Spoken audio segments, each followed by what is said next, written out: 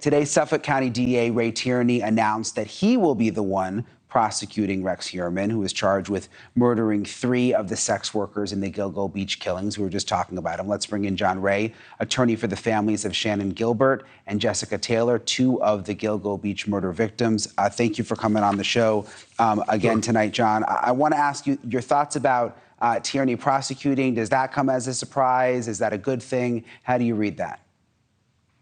I think in a case like this and the magnitude of the case, the awful gradness of it, you need the very top of the system itself to deal with it. So it's a perfectly appropriate thing to do. And add to that, I know Ray Tierney for many years when he was a DA and an assistant DA in Suffolk County, and when he was a United States assistant attorney in the Department of Justice. I handled cases with him and against him, actually, as well. And he's a top-of-the-line lawyer. He's exactly the right kind of a guy. He's a good trial lawyer. And really, we need the district attorney himself to make a statement like this. If he's up against Mr. Heuermann's lawyer, Michael Brown, who I know very well as well, and have tried cases against him, Michael Brown will be up against a formidable opponent in Ray Tierney. So I think it's a perfectly right thing to do. And these victims, their souls and their families deserve the best, and Ray's up there with the best. And you represent families of victims who have not officially yet been connected to Rex Heuermann. Have you gotten any information behind the scenes that they're getting closer to a possible connection? Any updates on the investigation that you can share? No, we don't. You know, you're speaking about Shannan Gilbert's family and Shannan Gilbert. We have not yet learned of any connection between this Rex Heuermann and Shannan Gilbert.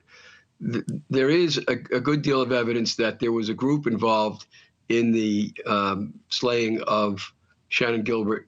So, you know, we're looking at that, but there's nothing else except that they're all in this extended sex worker cemetery. They're all sex workers, with the exception of the baby and the transgender person.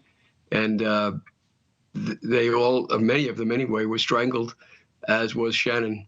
Yeah, I remember the first day, John, you were having a press conference right when all this came out, and you sort of put a plea out, like saying, hey, look, even though there's been this arrest, you can't stop here. There could be others. We can't just put this to bed. And it sounds like you're still thinking in that direction, that there may be other people involved. Yes, in agreement with the professor who spoke, it seems to me that there could very well be a ritualistic behavior here, which we've been saying right along about the Gilgo 4 especially, and that the ritual, when people are involved in rituals, very often they're also involved in groups, especially when they're dealing with, you know, how this guy ended up dealing with child porn and pain and torture and death in snuff films. This guy was in the dark web. He was doing those things. Those kind of people tend to join groups of others like them. They associate over the internet. They trade pictures. They talk about performances of the people.